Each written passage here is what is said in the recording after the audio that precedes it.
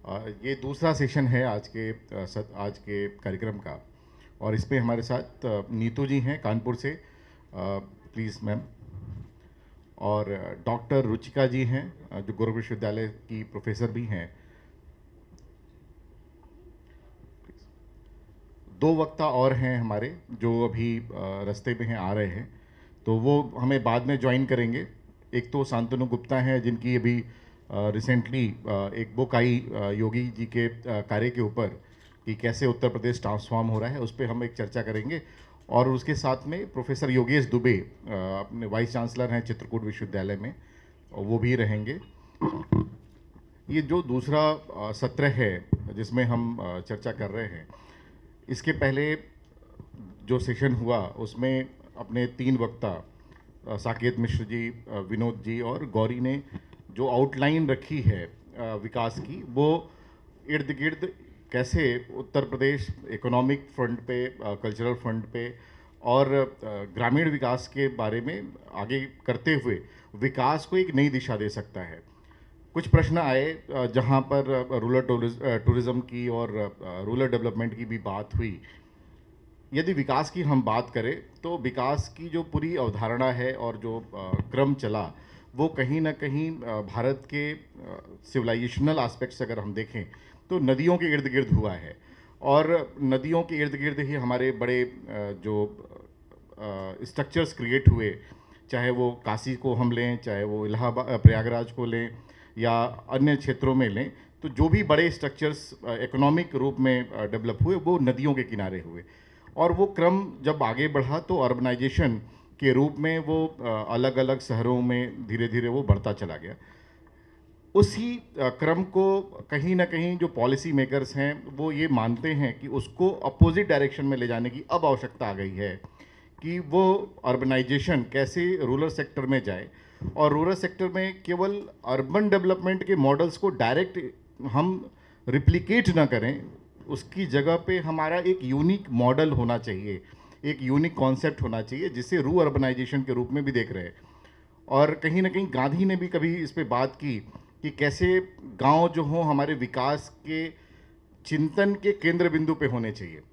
और जहाँ तक अगर हम फैमिलियर हैं तो दीनदयाल उपाध्याय जी का जो थॉट प्रोसेस था, उसमें भी कहीं ना कहीं ये कहा गया कि हम अंतिम व्यक्ति के विकास पे उस तभी पहुंच सकते हैं जब हम गांव की विकास को उस विकास की धारणा में फिट कर पाएँ। तो वो प्रयास लगातार चल रहे हैं और लोग प्रयास कर रहे हैं। उत्तर प्रदेश में जब विकास की हम बात करते हैं तो उत्तर प्रदेश में बहुत पोटेंशियल है, हर व्यक्ति कहता है। हमारा आध्यात्मिक चिंतन बहुत बड़ा है, आध्यात्मिक केंद्र है एक बड़ा। साथ ही साथ कृषि विकास में भी हम बहुत ज़्यादा कंट्रीब्यूट कर सकते हैं। दूसरा, हमारे पास जो मैन पावर है वो पूरे विश्व को आगे ले जा सकता है। इसी क्रम में हमारे पास दो अच्छे वक्ता हैं इस समय इस चर्चा को आगे बढ़ाने के लिए। हमारे साथ नीतू जी हैं कानपुर से। नीतू जी लगातार प्रयास कर रही हैं कानपुर और ग्रामीण क्षेत्रों में जो मार्जिनलाइज्ड या अंडर प्रिविलेज्ड बच्चे हैं उनके साथ एजुकेशन रिफॉर्म्स के अंदर एजुकेशन को अच्छा करने में।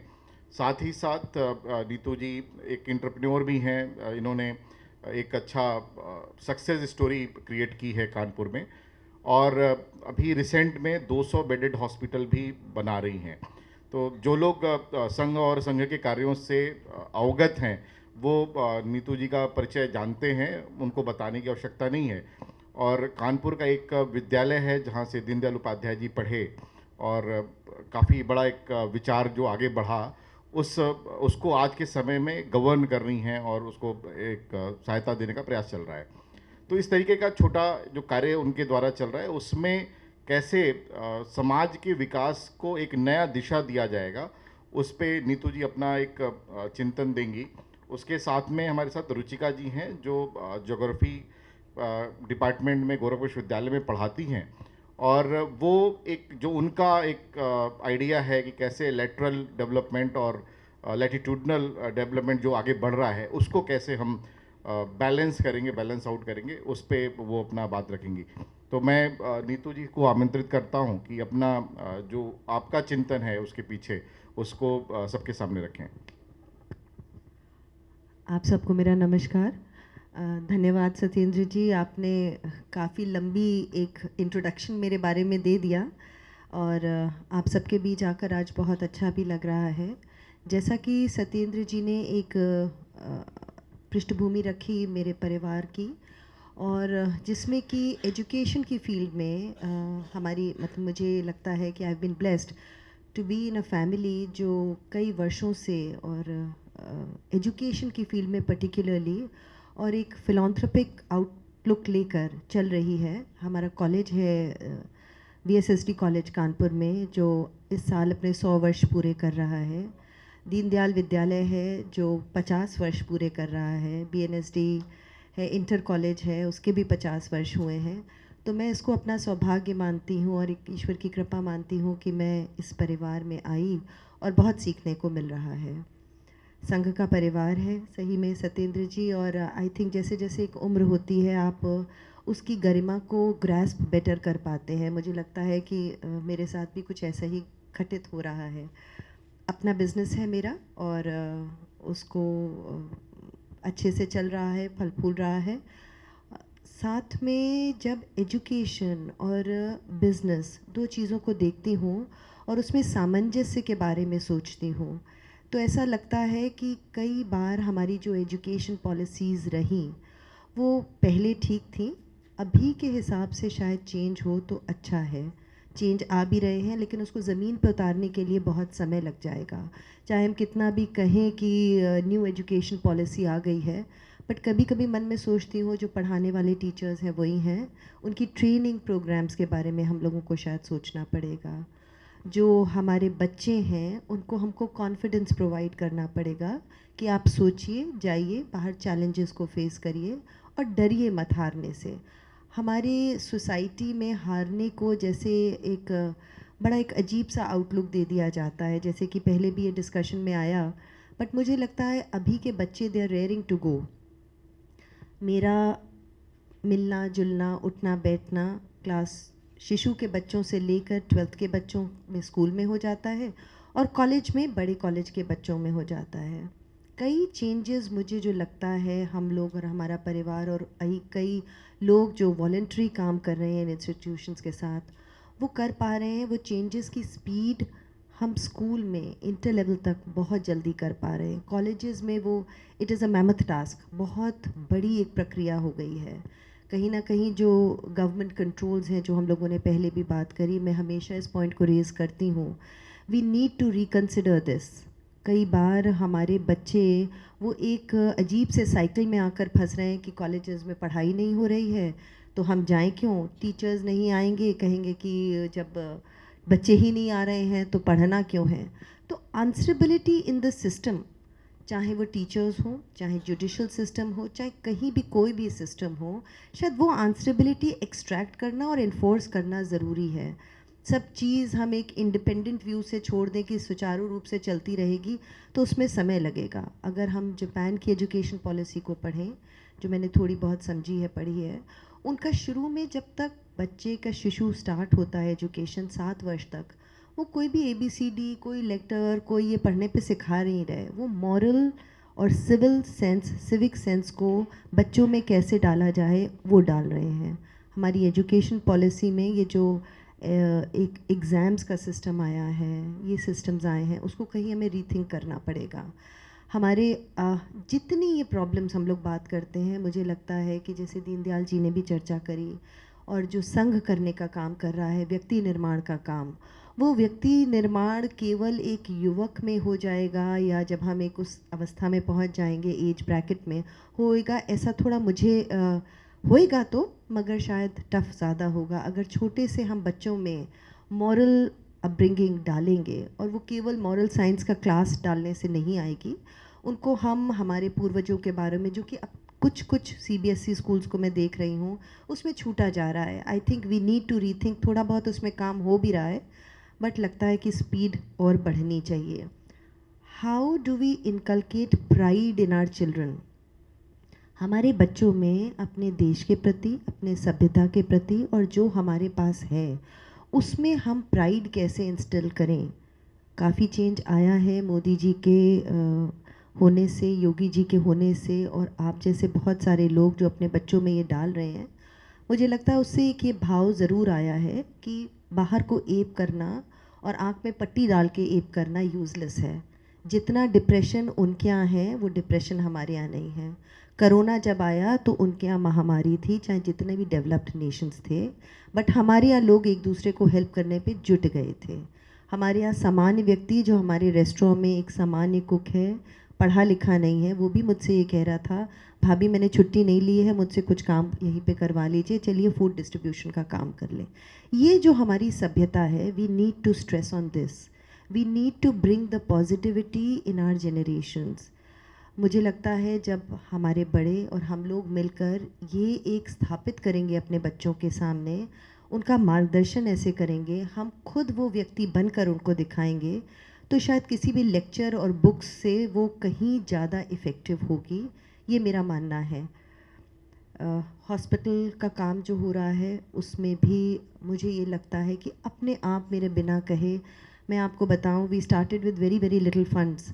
हमारा एक जानता राजा का हम लोगों ने शो प्रस्तुतिकरण करा कानपुर में, और मेरे लिए एक नया अनुभव था, और नया अनुभव इसलिए भी था कि कैसे हमारे देश में अभी भी अपने आप को कांस्टेंट लर्निंग के फेज़ में लाने की एक प्रक्रिया है। हम लोगों के पास गए, एक ग्रुप बना, टीम स्पिरिट वाज वंडरफुल।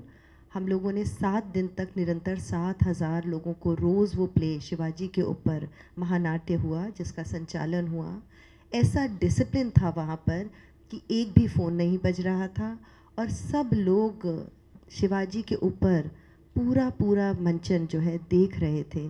बड़े अपने बच्चों को लेकर आए थे, तो कहीं ना कहीं हमारे जो एक ये चेंजिंग चल रही है हमारी सोसाइटी में कि हमने बड़े दिनों तक इंग्लिश मीडियम स्कूल्स में अपने बच्चों को पढ़ा कर देखा, और ये देखा कि केवल इंग्लिश बोल लेने से सब कुछ नहीं हम अचीव कर पाएंगे।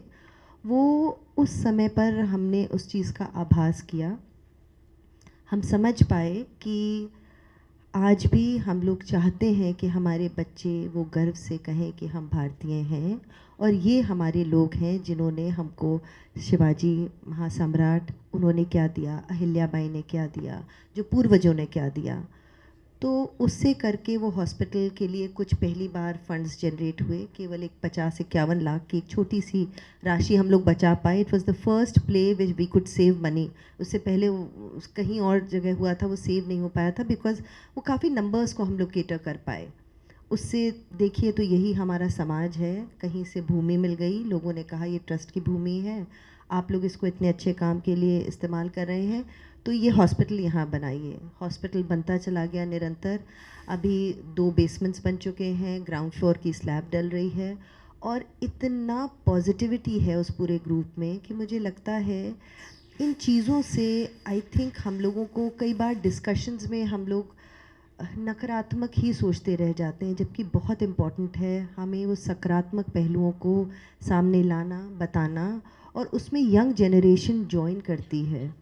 कई ऐसे फोरम्स हैं जहाँ पे लोग खुलकर, बच्चे अपने इच्छा के अनुसार योगदान कर रहे हैं, काम कर रहे हैं। डेवलपमेंट, इकोनॉमिक डेवलपमेंट डेफिनेटली एक फ़ेज़ है और एक पहलू है, बट जैसे कि दीनदयाल जी ने भी कहा कि Antyodaya, the last person sitting in the line, उसके बारे में हम क्या विचार कर पा रहे हैं, उसके बारे में हम उसको ऊपर कैसे लाएं, वो विचार कर पा रहे हैं। हमारी जो इकोनॉमिक एक बढ़ोतरी हो, वो ऐसी हो कि हम सबको साथ लेकर चल पाएं। भारत में विभिन्नता है, हम सब जानते हैं, अपना एक बहुत ज़बरदस्त टैलेंट है, हमारे अंदर एंटरप्रेन्योरल स्किल्स हैं। आप देखिए जितनी छोटी MSMEs हमको भारत में मिलेंगी, मुझे तो किसी और देश में इतनी दिखी नहीं।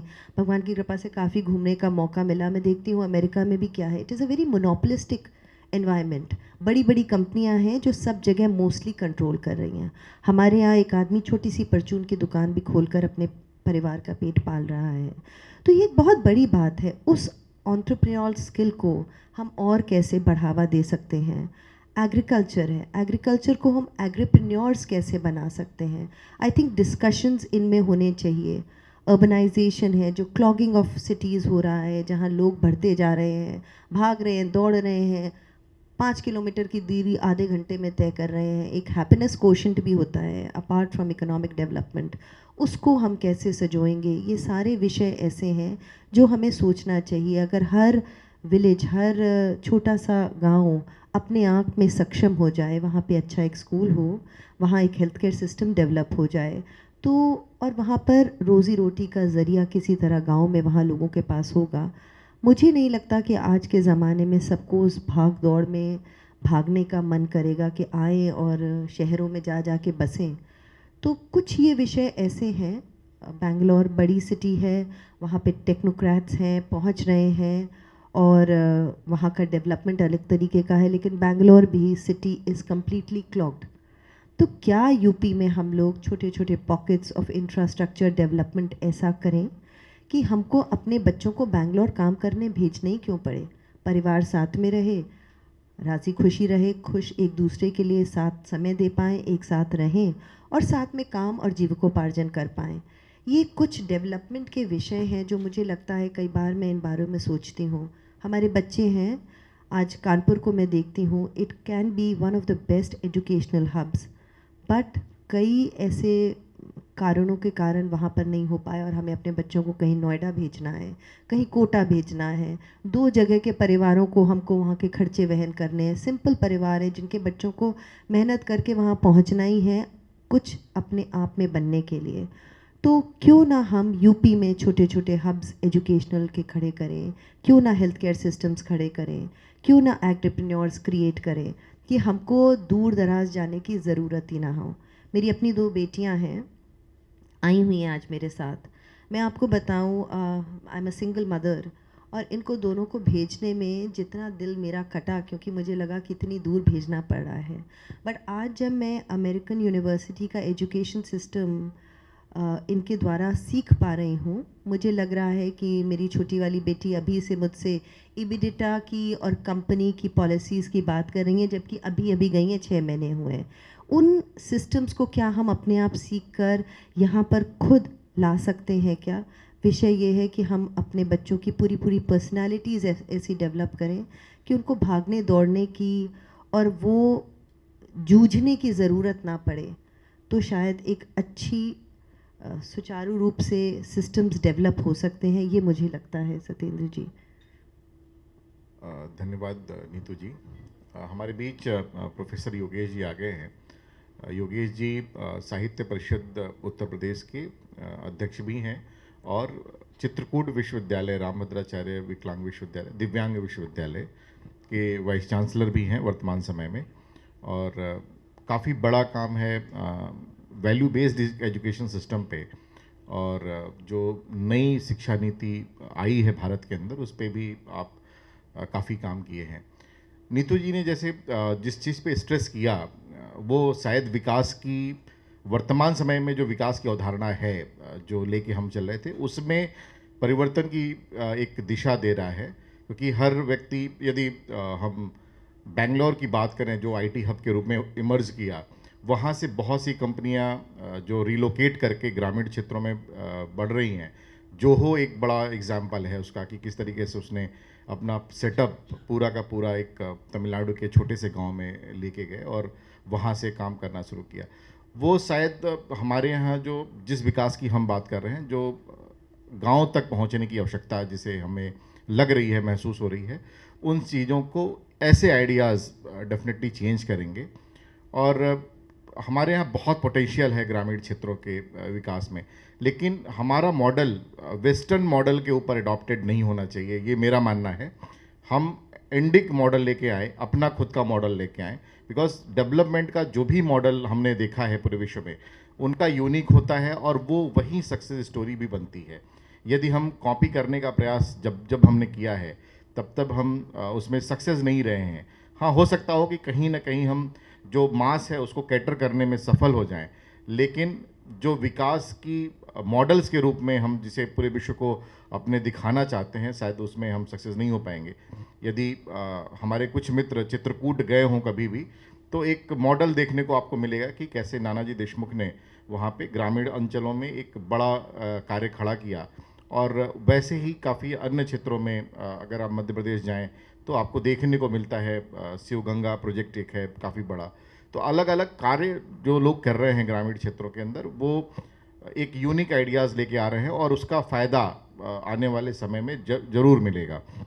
हमारे साथ योगेश जी आ गए हैं, चूँकि समय कम है हमारे पास, और योगेश जी लगातार काम कर रहे हैं वैल्यू एजुकेशन सिस्टम पे। और ये ऐसे पहले प्रोफेसर थे जिनको नानाजी देशमुख ने अपने विश्वविद्यालय में लाया और बोला कि आपको संस्कृत नहीं पढ़ाना है, आपको एक नया कोर्स डिज़ाइन करना है।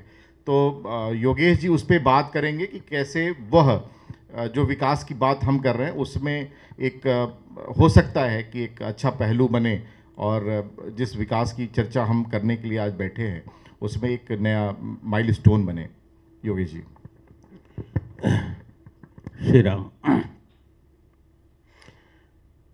आप सभी को मेरा प्रणाम स्वीकार हो।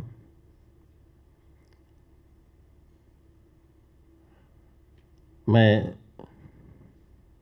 आप लोगों के सामने new theme in old stream की बात करूंगा। विकास की बात हो रही है और विकास की दौड़ में हम बहुत तेजी से बढ़ रहे हैं, चल रहे हैं, इसमें कोई दो राय नहीं है। लेकिन विकास का एक मॉडल क्या हो, विशेष करके हमारे देश के लिए, भारतवर्ष के लिए, हम विकास की दौड़ में पश्चिमी विकास को पूरी तरीके से एडॉप्ट कर ले रहे हैं और भारतीय विकास का जो एक मॉडल प्राचीन काल से चला आ रहा है उसको हम पूरी तरीके से छोड़ते जा रहे हैं। तो हम जो बात करने जा रहे हैं शायद आपको अच्छा लगे, और अच्छा मेरे लगने की बात नहीं, मैंने नहीं उसको, उस मॉडल को स्वीकार किया या मैं ही नहीं उसको किया। उस मॉडल को मैं तो समझता हूँ कि आज माननीय प्रधानमंत्री मोदी जी ने उस मॉडल को स्वीकार किया है, और यह मेरा सौभाग्य है कि चित्रकूट की धरती पर जो मॉडल प्रस्तुत किया गया उसे आज की सरकार और माननीय प्रधानमंत्री मोदी जी उसे स्वीकार कर रहे हैं, ऐसा मैं मानता हूँ। भारत रत्न नानाजी देशमुख ने राजनीति से संन्यास लेकर के विकास की बात की, वो भी गांव की विकास की बात की, और उनका मानना ये था कि जब तक गांव का विकास नहीं होगा, गांव के लोगों का विकास नहीं होगा, तब तक हमारे विकास की पूर्णता नहीं होगी। और गांव का विकास कैसे हो? गांव में पश्चिमी संसाधनों का प्रयोग करके नहीं, गांव में गांव के ही संसाधनों का प्रयोग करके ही हम वहां का विकास करें और उसी तरीके का एक मॉडल तैयार करें।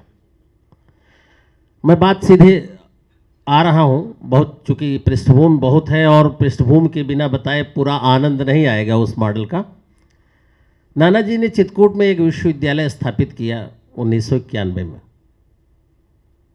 जैसे अन्य विश्वविद्यालय हैं उसी तरीके से वहाँ भी सारी फैकल्टीज सभी विषयों के रहे, लेकिन उन्होंने जो विश्वविद्यालय का स्वरूप तैयार किया उस समय, अब वहाँ भी नहीं रह गया है। वो हमारी जो भौतिक विकास की और भौतिकता की जो चाह है और जो कुछ सरकारी पुराने दबाव रहे, उसके कारण वहाँ भी वो मॉडल धीरे धीरे वो विशृंखलित हो गया अपनी जगह से। नानाजी ने उस समय बहुत सारी बातों को तो मैं करूँगा, लेकिन एक विषय पर उन्होंने बात कही कि ये जो विश्वविद्यालय के हमारे छात्र हैं यही देश की भावी पीढ़ी हैं, और आज जो स्थिति होती जा रही है कि विश्वविद्यालय के छात्रों में वैल्यूज़ खत्म होते जा रहे हैं, समाप्त होते जा रहे हैं। और वो वैल्यूज कैसे कि जैसे वो किसी भी हमारी प्राचीन चीज को या प्राचीन बात को, प्राचीन परंपरा को, प्राचीन सिद्धांतों को, दर्शन को, विज्ञान को, उसको झुठलाने में, उसको इनकार करने में आज की ये युवा पीढ़ी जैसे अपना स्वाभिमान समझ रही है। उन्हीं वैल्यूज़ को, वो जो विपरीत वैल्यूज इनमें पैदा हो रहे हैं, उनको नष्ट करने के लिए हमको एक ऐसा एक पाठ्यक्रम तैयार करना पड़ेगा जो उनमें वैल्यूज़ को प्रमोट करें। हमारी जो भारतीय परंपराएं हैं उनके आधार पर वैल्यूज़ को प्रमोट करें। अब हायर एजुकेशन में value based education in higher education उनकी थीम रही। इसी को लेकर के 1983 में यूजीसी ने सभी विश्वविद्यालयों को एक प्रोजेक्ट दी कि आप उच्च शिक्षा में वैल्यू बेस्ड एजुकेशन को प्रमोट कीजिए। हुआ नहीं। विश्व भारती विश्वविद्यालय कलकत्ता में और जैन विश्वविद्यालय लाडनो में इस विषय को एडाप्ट किया गया और वहाँ इसको चरितार्थ करने का प्रयास किया गया। छात्रों में वैल्यूज़ को प्रमोट करने के लिए वह प्रयास किया गया।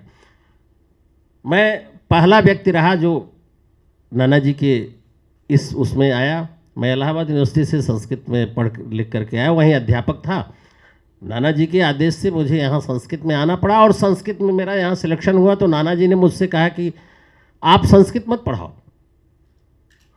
संस्कृत में जितनी वैल्यूज़ की चीज़ें हैं वो आप सब जानते ही हो। मैंने कहा हाँ। कहे कि कैसे उन वैल्यूज़ को हम इन छात्रों में प्रमोट करें। उनके साथ एक चिंतन हुआ, बहुत कई विश्वविद्यालयों के प्रोफेसर्स को लेकर के वो बैठक करते थे और इस तरीके से एक उन्होंने कोर्स स्ट्रक्चर किया जिसका नाम दिया उन्होंने जीवनादर्श। उस विषय का नाम हुआ जीवनादर्श और उस विभाग का नाम हुआ जीवनादर्श विभाग। और मैं संस्कृत छोड़ करके जीवनादर्श विषय में आ गया। और आपको बताऊं कि मैं उस समय तक, छोटी बात, लेकिन किस तरीके से परिवर्तन होता है, किस तरीके से परिवर्तन किया जाता है, उसकी बात बता रहा हूँ। मैं इलाहाबाद यूनिवर्सिटी में पढ़ा लिखा, वहीं पढ़ाया भी। मैं संस्कृत का होने के कारण भी मैं धोती कुर्ता नहीं पहनता था, पैंट शर्ट पहनता था, सफारी सूट पहनता था और यही पहन करके मैंने वहाँ ज्वाइन भी किया था। नाना जी ने कहा कि आप पहले तो वैल्यूज़ को आप प्रमोट करोगे उनमें, उसके लिए वैल्यूज़ को अपने में प्रमोट करो। उनका अभिप्राय ये था कि आप ये सब छोड़ करके धोती कुर्ता पहनना शुरू करो। मैं उस तरीके से आ गया और यहीं पर ये बता देना चाहता हूँ कि तब से लेकर के आज तक मैंने पैंट शर्ट या पायजामा तक नहीं पहना। खैर, वो विषय बना, विभाग बना और उस समय विश्वविद्यालय जब खुला था तो ये आप जानते हैं कि दस्यु प्रभावित क्षेत्र, वो भी बुंदेलखंड का क्षेत्र, वहाँ छात्रों को जबरदस्ती पढ़ाया जाता था। एक तरीके से हम लोग छात्रों को ले आते थे एडमिशन करने के लिए। जो छात्र, बहुत सारे छात्र इधर उधर हाई स्कूल इंटरमीडिएट करके टहल रहे हैं, उनका ज़बरदस्ती एडमिशन हम लोग करते थे। वहाँ सबसे बड़ा कार्य हमारा था कि गांव का विकास करना है, गांव के लोगों का विकास करना है, गांव के महिलाओं, बच्चों और पुरुषों सभी को शिक्षा, स्वास्थ्य और खेती बाड़ी का प्रशिक्षण, इन सारी चीज़ों को लेकर के हमारा नाना जी का विश्वविद्यालय था। तो हम केवल वैल्यूज़ की बात करने जा रहे हैं। तो उस विषय को लिया गया और उसका एक कोर्स स्ट्रक्चर हुआ जिसमें जीवनादर्श विषय के जीवनादर्श पाठ्यक्रम तैयार किए गए 6 सेमेस्टर के। तो 6 सेमेस्टर अनिवार्य रूप से यूजी लेवल पर और पीजी लेवल पर और प्रत्येक संकाय के प्रत्येक विभाग और प्रत्येक छात्र के लिए वो जितने छात्र हैं सबको इस पाठ्यक्रम को पढ़ना और प्रायोगिक पढ़ना ही नहीं, मुख्य चीज़ ये थी कि उसे प्रायोगिक रूप में उतारना और उसी के आधार पर उसे अन्य विषयों में भी अंक कुछ निर्धारित करना। बड़ा टिपिकल काम था। नाना जी का कहना यह था कि ये विषय पढ़ा दिए गए उससे कोई मतलब नहीं, आचरण में कितना हुआ मतलब इससे है। आपको बताऊं, उसके लिए हमें शिक्षकों के लिए भी वो प्रशिक्षण करना पड़ा। उसमें बहुत सारे कार्य थे। वो संस्कार शिविर हम लोग लगाते थे बच्चों को, उनको उस लेवल पर जाकर के डायरी लिखवाते थे। जैसे अब यंग हैं बच्चे, उनकी बहुत सारी समस्याएं हैं, बहुत सारी व्यक्तिगत समस्याएं हैं, जिसके कारण वहाँ उस क्षेत्र में सब बदमाश हो जाते थे, जंगलों में चले जाते थे, तमाम चीज़ें थी। उनकी समस्याओं को हम जो शिक्षक होते थे उनकी वो डायरी अपने लिख के सप्ताह में एक बार देते थे। तो उनकी डायरी में जो भी समस्याएं रहती थी उसका समाधान हम करते थे। और उसका समाधान करते करते प्रायः ये होता था कि हम पूरी तरीके से उनकी सारी समस्याओं को सुलझाने का प्रयास करते थे। बहुत सारा चीज़ उसमें कुछ इकोनॉमिक पैटर्न पर भी होता था, उसे भी यथासंभव हम लोग संभालते थे। और मैं आपको बताऊं, चूँकि मैंने जो जिया है इसलिए इस विषय को मैं इस विषय की बात मैं कर रहा हूँ, उसका इतना बड़ा प्रभाव पड़ा कि बहुत सारे लड़के जो शायद वो विश्वविद्यालय न खुलता, शायद नाना जी की ये वैल्यू बेस्ड एजुकेशन का विषय वहाँ न चलता, तो बहुत सारे छात्रों का हृदय परिवर्तन नहीं होता। और उसमें बहुत चीज़ें ऐसी हैं, समय हमारे पास तो शायद बहुत कम है। वहाँ पर मैं कहना ये चाहता हूँ कि हायर एजुकेशन लेवल पर किस तरीके से विकास किया जाए, छात्रों का, शिक्षकों का और विश्वविद्यालय का और गांव का और परिवेश का। आज भी जो हमारी शिक्षा नीति है उसमें उस समय नाना जी का मॉडल अगर अडॉप्ट किया जाए तो हम लोग उसके लिए एक तो हम लोग गांव में जाते थे, 50 किलोमीटर के रेडियस में जा कर के गांव में एक दिन हर शिक्षक अपने डिपार्टमेंट के साथ, फैकल्टी के साथ जाता था। वहाँ पूरा सर्वे करता था, घर घर सर्वे करता था, क्या प्रॉब्लम है उसको देखता था।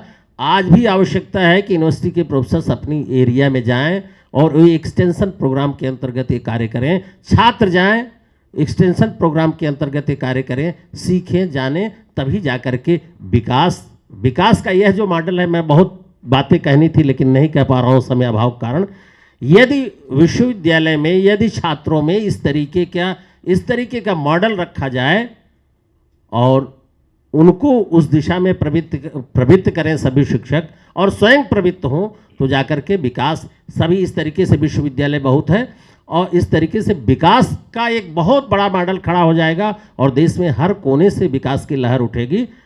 सच तो ये है कि वहीं की उस मॉडल को लेकर के आज नई शिक्षा नीति में कौशल विकास को भी लिया गया है, वैल्यू बेस्ड एजुकेशन को भी लिया गया है और जो पूरे कमिश्नरी या डिस्ट्रिक्ट लेवल पर एक विश्वविद्यालय खोलने की स्थापना है, ये सब वहीं का मॉडल है। विस्तार से बताने का समय नहीं है, अन्यथा उससे पूरा स्पष्टीकरण हो जाता कि किस तरीके से हमारे देश का विकास होगा, भारतवर्ष का विकास होगा और शिक्षा के द्वारा किस तरीके से विकास का एक मॉडल प्रस्तुत किया जा सकता है, जो बड़ी समस्या है। और वह समस्या नई शिक्षा नीति में तो बहुत सारी चीज़ों का ध्यान रखा गया है, लेकिन इसके इम्प्लीमेंटेशन में प्रॉब्लम है। इम्प्लीमेंटेशन के लिए बहुत आवश्यक है कि महात्मा गांधी चित्रकूट ग्रामोदय विश्वविद्यालय जो नाना जी के द्वारा स्थापित है, उसका जो मॉडल शुरू कर रहा है, उसी के मॉडल को पूरी तरीके से जब तक हम विश्वविद्यालयों में नहीं अडॉप्ट करेंगे, तब तक न तो वैल्यू बेस्ड एजुकेशन अडॉप्ट होगा और न ही उस शिक्षा का मॉडल और न ही नई शिक्षा नीति का पूरा प्रारूप विश्वविद्यालयों में अडॉप्ट होगा। बस संक्षेप में मुझे यही बात कहनी थी। जय श्री राम। धन्यवाद योगेश जी। योगेश जी ने जैसे कहा कि कैसे विकास के लिए वैल्यू बेस्ड एजुकेशन सिस्टम बहुत महत्वपूर्ण है। जब कहते हैं कि जब विकास करेंगे, समाज का विकास मानव विकास से होगा और मानव विकास तब होगा जब शिक्षा का विकास हम देखेंगे। और जहाँ भी हमने इतिहास में देखा है विकास की अलग अलग अवधारणाओं को, तो वहाँ पर कहीं ना कहीं शिक्षा एक महत्वपूर्ण स्थान रखती है। हमारे साथ दो और स्पीकर्स हैं, चूँकि समय का बहुत अभाव है। हमारे साथ डॉक्टर रुचिका हैं। रुचिका दिल्ली से आई और उत्तर प्रदेश के सबसे ईस्टर्न पार्ट में गोरखपुर है, जो काफ़ी मार्जिनलाइज कहा जाता था आज से 10-20 साल पहले। अगर विकास की बात की जाए तो शायद कहीं ना कहीं वो डेवलपमेंट का सारा आंकड़ा हाशिए पे दिखता था। और डेफिनेटली एक समय ऐसा भी था कि इंडस्ट्रियलाइजेशन सबसे हाई था, शुगर फैक्ट्रीज सबसे ज़्यादा हुआ करती थी और विकास तेज़ी से जा रहा था। लेकिन कहीं ना कहीं वो मॉडल फेल हो गया, कहीं ना कहीं कमी कुछ रही। उसी के बारे में कुछ बात करेंगी doctor Ruchika. Thank you Satyendra ji. बहुत सारी बातें इस मंच से अब से पहले हो चुकी हैं, और अभी के पैनलिस्ट की बात करूं तो दोनों लोगों ने अपने आप में बहुत ही यूनिक अंत्योदय और inclusive value added system, education system की बात की। और मैं चूँकि हायर एजुकेशन सिस्टम से जुड़ी हूँ, विश्वविद्यालय में हूँ, तो एक छोटी सी बात कहना चाहूँगी कि सभी विश्वविद्यालय को, मैं सर की बात से सहमत हूँ, इस पे पहल करनी होगी कि हम अपनी आने वाली जनरेशन को, यूथ को अपनी वैल्यूज़ के लिए कैसा महसूस कराना चाहते हैं। We have to inculcate a system of education which can make them feel proud about what their traditions are. And for that, I should proudly saying over here that my university, from where I am, Gorakhpur University, we have initiated the coursework on, which is a compulsory coursework, on the philosophical understanding of the Deen Dayal Upadhyay's thought, and where we do teach them about the Antyodaya, because we understand that sir ने बताया कि geography की student होने के नाते हमको ये समझना होगा कि जब हम किसी भी एरिया के प्रादेशिक विकास की बात करते हैं, रीजनल डेवलपमेंट की, we have to understand that a region is basically defined by two things. One is the society and one is the space. And when we see Uttar Pradesh, because I'll be talking about my own state specifically, so our society is, divided into hierarchies, and so is our space. So we have to make our youth understand about the bottom rung of the society, about the last sector of the society, last sector of the space, because he will be the visionary of the future, right? So he or she, our students need to understand that what is the need of the bottom strata of the society. So we have started the philosophical understanding of the Nath Panth and philosophical understanding of the Deen Dayal Upadhyay. Both courses our university has taken forward as a compulsory course for the graduation students, to make them understand about the philosophical richness of our traditions. And now moving ahead to another theme, which I would like to say that UP has to make sure that we has to identify the hotspots, hotspots of the problem zones and hotspots of the potential zones. And then we have to put forward how we can initiate for the development, how we can initiate for the new ideas coming up.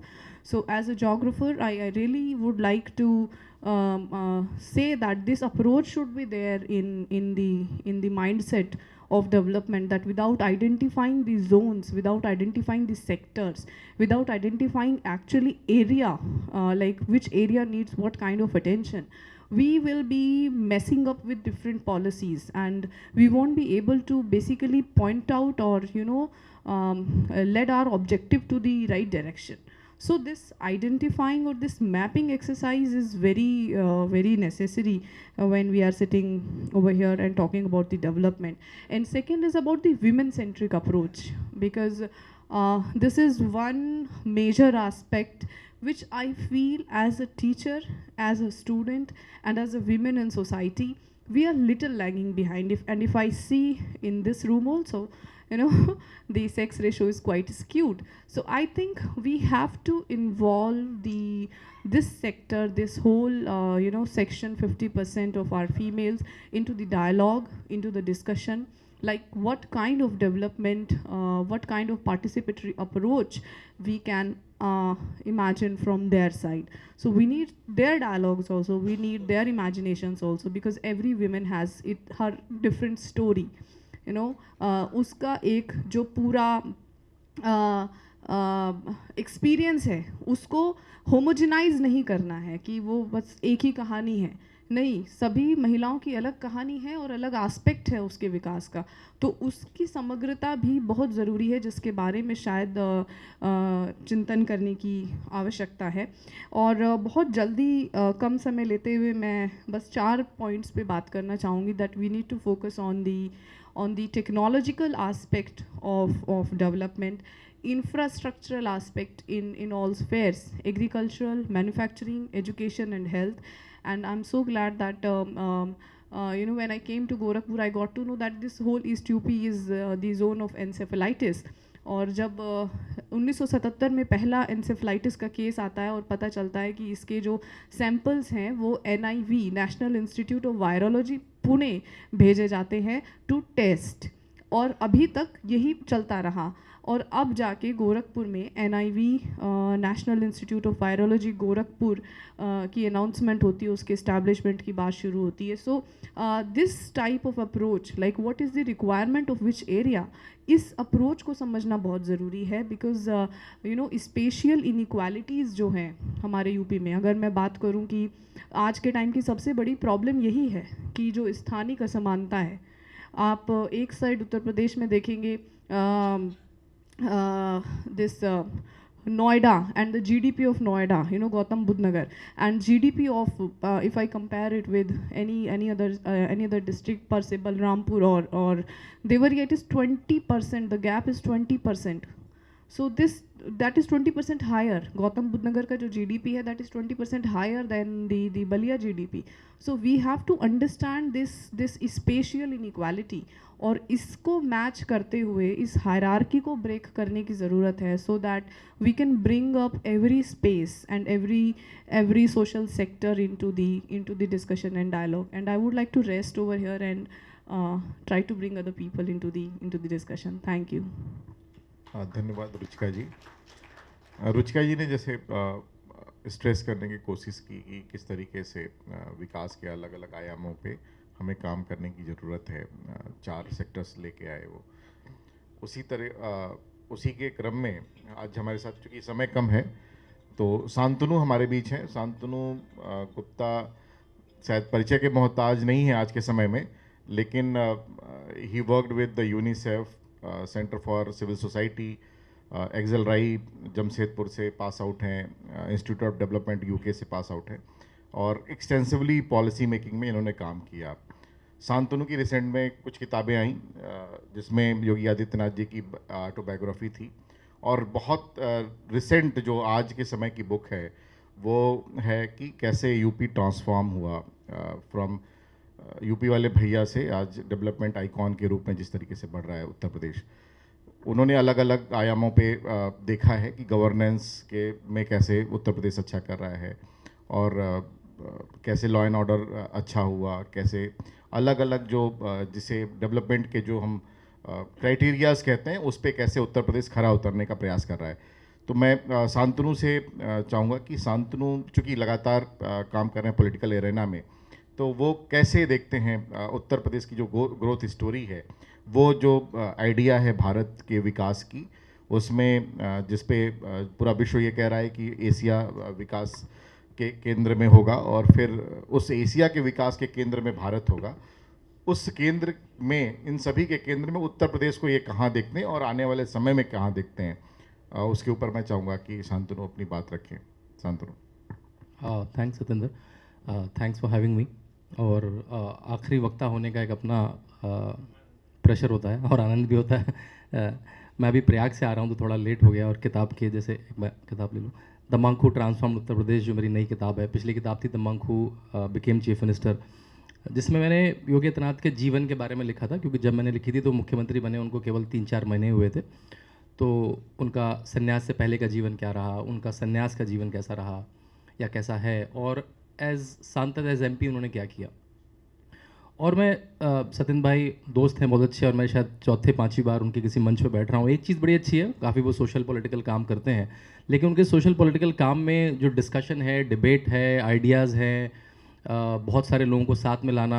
Khajuraho literature festival के curator हैं, और बहुत सारे मित्र मैंने बनाए हैं वहाँ पे खजुराहो लिटरेचर फेस्टिवल में। मैं 3-4 बार से आ रहा हूँ, और आज ये डेवलपमेंट डायलॉग्स और ऐसे लोक नीति बहुत सारी चीज़ों में इन्वॉल्व होते हैं, और आनंद आता है कि इतने सारे अच्छे अच्छे लोगों को मंच पे लाके, सामने श्रोताओं को लाके पॉलिसी मेकिंग पे लोगों को सोचने के लिए मजबूर करते हैं। तो ये सत्यन भाई बहुत अच्छी बात है आपकी, और उसके लिए मैं चाहूँगा हम लोग एक बार काम बहुत सोल्व करते हैं। इवेंट करने में सबको आनंद आता है, लेकिन कई बार लगता है तो ड्राई इवेंट है, कौन सुनेगा इन लोगों को, उसमें फिर भी वो एफर्ट करते हैं, और अभी बहुत सारे लोगों को उन्होंने साथ में ले आए हैं लोक नीति और अलग अलग मंचों के माध्यम से। समय कम है, मैं 4-5 मिनट में कुछ बात कहना चाहूँगा। जब मैंने पिछली किताब लिखी, तो पिछली किताब क्योंकि बायोग्राफी थी, तो मैं उनके माताजी, पिताजी, भाई बहन, दोस्त, सहपाठी, टीचर सबसे मिला, उत्तराखंड में रहा, मठ में रहा काफ़ी समय। तो जब मैं उनके घर गया, पंचूर गांव में योगी आदित्यनाथ जी, जो संन्यास से पहले अजय सिंह बिष्ट उनका नाम था, उनका घर था वहाँ पे। तो उनकी माताजी थी वहाँ पे, पिताजी नहीं थे, और एक छोटा सा 2.5-3 कमरे का नीला सा मकान था, और आखिरी के करीब 800 मीटर, आधा किलोमीटर आपको पैदल ही जाना पड़ता है, पगडंडी से आप गाड़ी नहीं ले जा सकते, छोटा गाँव है बहुत। तो माताजी से हमने बहुत देर बात करी, सब ने कुछ कुछ बताया। माताजी ने बताया कैसे अजय का वो वैसे महाराज जी बोलते हैं वो लोग भी सब, माताजी पिताजी महाराज जी बोलते हैं, कभी कभी अनायास उनके मुंह से अजय निकल जाता है, लेकिन वो महाराज जी बोलते हैं कि कैसे उनका गाय से बहुत प्रेम था। किसी ने मुझे बताया पिताजी ने कि वो अपना बस्ता वस्ता बड़ा लगा के रखते थे कि सुबह स्कूल जाना है, 8 बजे स्कूल जाना है। और मैं सर की बात से जोड़ूंगा कि जो पढ़ लिया वो अलग बात है, लेकिन उससे उसने सीखा क्या। और हम डेवलपमेंट के इनिशिएटिव में कई बार ये भूल जाते हैं, ठीक है हमने प्रोसेस क्रिएट कर दिया, लेकिन एक्टर तो उसमें ह्यूमन बीइंग ही है। वो ह्यूमन बीइंग कैसे बनेगा, उसके लिए कोई प्रोसेस कम है कि व्यक्ति कैसे बनेगा। और क्योंकि देखिए मतलब, और ह्यूमन माइंड इतना सुंदर भी है और इतना ख़राब भी है कि वो अच्छी से अच्छी चीज़ में भी कुछ गड़बड़ निकाल सकता है। तो आप कितने प्रोसेस बना लीजिए, कितनी टेक्नोलॉजी लगा लीजिए, अगर एक्टर जो है, जो एक्टर ह्यूमन बीइंग है, अगर वो मेंटली करप्ट है किसी भी तरह से, चारित्रिक रूप से करप्ट है, उसके मन में पैसे की लालसा है, पद की लालसा है, कोई भी ऐसी हानि है, तो उस एक्टर को कैसे बनाना है। तो मेरे ख्याल से जैसे सर ने बताया, वो बहुत इंपॉर्टेंट एलिमेंट है। वो मुझे उनके देखा, वो उनके लालन पालन में था योगी आदित्यनाथ के। उत्तराखंड आपको पता है देवभूमि कहा जाता है, तो वो उनके आसपास के लोग, उनकी दीदी बताती थी कि उनको वो कहानियाँ सुनने में बड़ा आनंद आता था, जो हमारी पौराणिक कहानियाँ। उत्तर प्रदेश स्वतंत्रता सेनानियों की भूमि भी है, तो उनको वो कहानियाँ सुनने में आनंद आता था। टीचरों ने बताया कि कैसे जो बच्चे कई बार 11वीं 12वीं में भी गुटखा चबाना शुरू कर देते हैं, तो कैसे योगी आदित्यनाथ मतलब अजय सिंह भी शिकायत करते थे उनकी। तो उस तरह के परिवेश से आते थे वो। और आनंद की बात थी, जब हम पिताजी घर पे नहीं थे, आनंद सिंह बिष्ट जी, पिछले साल उनका देहांत हो गया, तो उनको हम कोटद्वार की तरफ, वो वहाँ से लौट रहे थे, और हम उनको रास्ते में से हाथ दे के रोक दिया। हम भी मतलब अचंभित थे कि हमने एक मुख्यमंत्री के पिताजी को ऐसा रास्ते में हाथ दे के रोक दिया, और हम चाय की दुकान पर करीब 2.5-3 घंटे बैठे रहे, और उन्होंने बहुत सारी बातें बताई। जब हम जानने लगे सत्यन भाई, तो पूरा इंटरव्यू हुआ, रिकॉर्ड भी करा हमने, जो हमें किताब के लिए लिखना था। और हम किसी से फ़ोन करा के नहीं गए थे, हम बिल्कुल ऐसे ही कि हम किताब लिख रहे हैं, कुछ लिख रहे हैं उनके ऊपर, चले गए थे। तो जाते जाते उन्होंने मेरा हाथ पकड़ा और बोला कि आपने मेरा घर देखा है। मैंने कहा हाँ, वहीं से आ रहे हैं, हमने चाय पी माता जी के साथ। कह वो 2.5 कमरे का मकान मेरी संपत्ति है। मैं फॉरेस्ट ऑफिसर रहा हूँ, मैं वन अधिकारी रहा हूँ, मेरे साथ के लोगों ने ऊपर नीचे का बहुत कमाया। आपको पता ही है, अपने हर विभाग में पैसे कमाने के तरीके होते हैं। उन्होंने कहा मेरे साथ के लोगों ने आगे पीछे का बहुत कमाया, लेकिन मेरे पास वो 2.5 कमरों का मकान ही मेरी संपत्ति है। और फिर वो रुक गए थोड़ा सा, उनकी आवाज़ थोड़ी भर सी गई, आंखें थोड़ी नम सी हो गई। उस समय उनकी उम्र 84 साल थी, अभी शायद वो 88 साल के थे जब उनकी मृत्यु हुई पिछले साल। तो उन्होंने कहा कि मेरी वो 2.5 कमरे का मकान मेरी संपत्ति है, लेकिन फिर वो रुक के बोले कि मेरी सबसे बड़ी संपत्ति मेरा ईमानदार मुख्यमंत्री बेटा है। और वो चुप से हो गए थोड़ी देर। मुझे आज भी जब वो सोचता हूँ, उनका वो स्पर्श याद आता है, उनकी आवाज़ याद आती है, गूंजती है, और मुझे लगता है वो आज उत्तर प्रदेश के हर 75 जिलों में गूंज रही है आवाज़। उनका जो हार्डेस्ट क्रिटिक होगा, वो कुछ भी क्रिटिक करेगी, ये ठीक था, ये ठीक नहीं था, ऐसे मैनेज करा, शिक्षा नीति ऐसी थी नहीं थी, लेकिन शायद इस पर कोई डिसएग्रीमेंट नहीं है कि एक ईमानदार मुख्यमंत्री है। इस पर शायद हार्डेस्ट क्रिटिक का कोई डिसएग्रीमेंट नहीं है, चाहे वो किसी भी पार्टी का हो, दल का हो, किसी अखबार का हो, कि एक ईमानदार मुख्यमंत्री उत्तर प्रदेश को मिला है। और उसी ईमानदार मुख्यमंत्री ने, तो जैसे वो बात है कि एक्टर कैसे इंपॉर्टेंट है, और उनके साथ क्योंकि वो उत्तराखंड में पले, उनके माँ बाप इस परिवेश के थे, गायों के साथ रहना, खेतों में जाना, और बड़े आपको मज़े की बात लगेगी उस ज़माने में, मतलब वो करीब 5-6 स्कूलों में पढ़े, क्योंकि उनके पिताजी ट्रांसफरेबल जॉब में थे, तो हर 3 साल बाद वो कहीं कहीं अलग पढ़ते थे। और आखिरी का जो 11वीं 12वीं है वो तो उन्होंने एक तरह से कमरा लेके रह के अपने भाई के साथ रहा। तो मेरे ख्याल से कम ही बच्चे होते हैं जो उस उम्र में कमरा लेके रहें और अपने कपड़े धोएं और सुबह देखें तैयारी, और वही बड़े 2 साल 3 साल बड़े भाई के साथ, ऐसा नहीं कि कोई माँ साथ में रह रही है। तो ऐसे उनका जीवन रहा और बहुत सारे किस्से सुनने में आए, मतलब जो मुझे नहीं लगता कि 19 से 20 साल में मेरे में ऐसे गट्स थे कि जैसे रात हो गई, बहुत सारे सहपाठियों को बस नहीं मिल रही थी, तो अगली बस के आगे खड़े हो गए वो आके, कि बस क्योंकि रोकते नहीं थे, क्योंकि ऐसा था कि जो ये लड़के तो ऐसे ही चढ़ जाएंगे, टिकट नहीं लेंगे।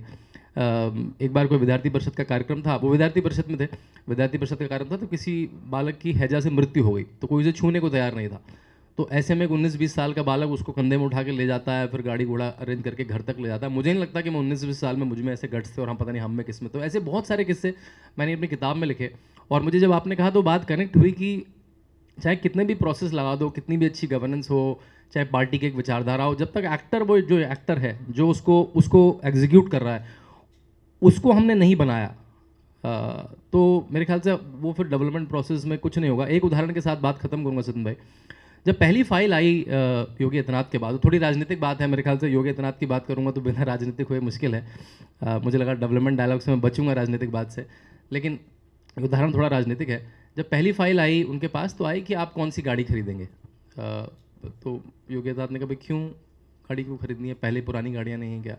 तो उन्होंने कहा नहीं, सिक्योरिटी होती है, बुलेट प्रूफिंग होती है, प्रोटोकॉल होता है। तो उनको पूछा पुराने मुख्यमंत्रियों के पास नहीं था क्या, उनका था। तो अधिकारियों ने कहा धीरे से भाई परिपाटी है ये, जो भी मुख्यमंत्री आता है पिछले दो काल से वो नई गाड़ी, लग्जरी गाड़ी खरीदता है, उसकी बुलेट प्रूफिंग होती है, तब वो चलती है। मायावती आई तो उन्होंने 1.5 करोड़ की लैंड क्रूजर खरीदवाई और उसकी बुलेट प्रूफिंग हुई। अखिलेश यादव आए तो उन्होंने 2 मर्सिडीज़ बेंज खरीदवाई और उनकी बुलेट प्रूफिंग हुई, 7 करोड़ की पड़ी। तो उन्होंने कहा उन गाड़ियों को क्या हुआ, उन्होंने कहा ठीक है रखी हैं, वो भी चलती हैं। तो उन्होंने कहा फाइल हटा दी उन्होंने, और कहा कि वही गाड़ियाँ मैं इस्तेमाल करूँगा, बस छोटा सा खर्चा मैं भी करवाऊँगा। 250 रुपये की एक भगवा कलर की तौलिया लेके आओ और मेरे पहले वाली सीट पे लगा दो, और जिससे मुझे याद रहे कि ये त्याग का रंग है, और ये कुर्सी मुझे जब तक जनता ने दी है, पार्टी ने दी है, तब तक मेरे पास है। मैंने कोई पर्सनल वेलफेयर मैनेजमेंट के लिए ये कुर्सी नहीं ली है कि मैं इतनी गाड़ी खरीदूंगा, उतनी गाड़ी खरीदूंगा। और ऐसे बहुत सारे उदाहरण हैं जो एक संत ही ला सकता है उस रोल में, जो चीफ मिनिस्टर के रोल पे। ऐसे मैंने बहुत सारे उदाहरण इस किताब में भी और पिछले किताब में भी उद्धरण करे हैं। तो मैं उसी बात पे ख़त्म करूँगा कि डेवलपमेंट, हम कितने भी प्रोसेस बात करें, कितने भी नए नए फ्रेमवर्क बात करें, कितने भी पायलट्स बात करें, लेकिन वो जो एक्टर जो उसको एग्जीक्यूट कर रहा है, उसका निर्माण कैसे होगा, उसके चरित्र का कैसे निर्माण होगा, उसकी बात भी मेरे ख्याल से बड़ी इंपॉर्टेंट है हमारे हर डेवलपमेंट डिस्कोर्स में। Thank you so much. धन्यवाद शांतनु। मेरे ख्याल से जो किताब ये पढ़ेगा वो अलग अलग उत्तर प्रदेश अलग अलग इंडेक्सेस पे क्या कर रहा है उसको ज़रूर समझेगा। मुझे याद है कि मैं अभी रिसेंट में अबू धाबी से वापस आ रहा था दिल्ली, इंडियन ओशन कॉन्फ्रेंस ख़त्म करके। तो एक किताब थी मेरे पास, मैगज़ीन इंडिया टुडे की, जिसमें उत्तर प्रदेश के अलग अलग प्रांत कैसा कर रहे हैं अलग अलग इंडिसेस पे, उसकी रैंकिंग थी। और ये देख के काफ़ी अच्छा लगा कि 2-3 ऐसे इंडिसेस थे जहाँ पे उत्तर प्रदेश सबसे अच्छा कर रहा है। काफ़ी जगह अच्छा करने का अभी बहुत स्कोप है, जहाँ पे हमें और बहुत काम करना है, लेकिन कुछ अच्छा हुआ है, चाहे गवर्नेंस के बारे में हम सोचें या फिर लॉ एंड ऑर्डर के एस्पेक्ट पे। उसके अलावा भी बहुत से ऐसे आयाम हैं जहाँ पे हमें और काम करने की ज़रूरत है। जैसा पहले भी वक्ताओं ने बोला कि अगर हमें इकोनॉमिक डेवलपमेंट देना है तो हमें सुरक्षा देनी पड़ेगी, और वो कहीं ना कहीं इम्प्रूव हुआ है इन पिछले 5 सालों के अंदर। और आने वाले टाइम में भी डेफिनेटली, चूँकि सरकारें और आवाम दोनों ये देखने लगी हैं कि हमारा विकास कहाँ हो रहा है। हर युवा के अंदर जो वोट करता है या हर व्यक्ति जो वोट करता है, वो ये पूछने लगा है कि हमारा इकोनॉमिक डेवलपमेंट कब होगा, या हमें क्या मिल रहा है, और क्या रोड मैप है हमारे विकास का। वो हर एक नेता से पूछ रहा है, हर अपने रिप्रेजेंटेटिव से पूछ रहा है। तो ये आदतें और बढ़ेंगी, मुझे जहाँ तक मुझे लगता है आने वाले टाइम में। और ये जो डेवलपमेंट डायलॉग का क्रम हमने शुरू किया, शायद उसमें ये कहीं ना कहीं रोल प्ले कर पाएगा, ऐसा मुझे आशा है। और चूँकि समय बहुत कम है, मैं इसी के साथ आप सभी को धन्यवाद देता हूँ कि आप सब हमसे जुड़े और अपना बहुमूल्य समय निकाला और आके हमारे वक्ताओं को भी सुना, और साथ में आप सभी वक्ताओं का जिन्होंने समय निकाला।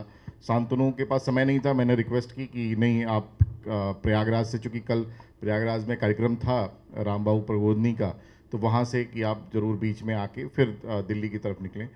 नीतू दीदी से रिक्वेस्ट किया कि कानपुर से चलें, और भी गौरी दिल्ली से आई, साकेत जी भी दिल्ली से आए बीच में। तो आप सभी का धन्यवाद। योगेश जी को मैंने रास्ते में पकड़ा है। योगेश जी को एक बैठक के लिए महाराष्ट्र जाना था, लेकिन साहित्य परिषद का कार्यक्रम ख़त्म करके वो रास्ते में जा रहे थे, तो मैंने बोला कि नहीं आपको आना ही है, कि शिक्षा नीति पे ज़रूर एक बार बात हो, कि एक बड़ा एस्पेक्ट है एजुकेशन, यदि हम विकास की बात करते हैं तो उसमें।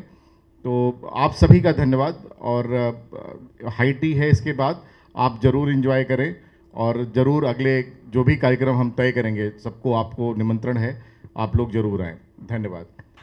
और हाँ बिल्कुल, और साथ में ही मैं आग्रह करूँगा अपने राघवेंद्र जी जो कोऑर्डिनेटर हैं, राघवेंद्र जी, अच्छा राघवेंद्र जी बाहर हैं, मैं दो लोगों से आग्रह करूंगा, अपने मेरे संस्था से ही जुड़े हुए लगातार काम कर रहे हैं कानपुर से ही, रंजीत जी अंगवस्त्र देकर शांतनु को सम्मानित करें। रंजीत आईटी कानपुर में पहले आईटी कंसल्टेंट थे और अभी अपना खुद का फॉर्म चलाते हैं कानपुर के अंदर ही। आग्रह है राघवेंद्र जी से। राघवेंद्र जी इस सारे कार्यक्रम को कोऑर्डिनेट करने में काफ़ी मदद किया इन्होंने, तो आग्रह है कि योगेश जी को, प्रोफेसर योगेश जी को अंगवस्त्र दे के सम्मानित करें।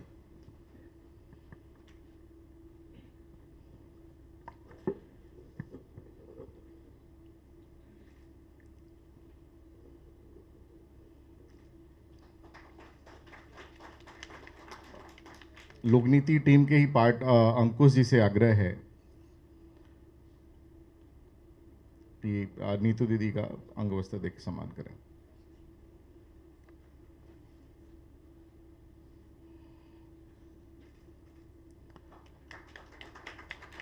अभिषेक जी हैं, अभिषेक जी यहाँ पे आईटी कंपनी में काम करते हैं, और हम लोग के साथ अवध मिस्टिक फेस्टिवल करके हम एक डिज़ाइन कर रहे हैं, आने वाले समय में ज़रूर आप लोग को सम्मिलित करेंगे।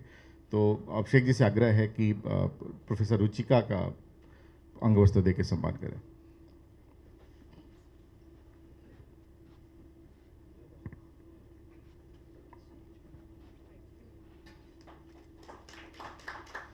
आप सभी का धन्यवाद एक बार पुनः कि आप आए, और आप सभी हाई टी पे ज्वाइन कर सकते हैं। धन्यवाद।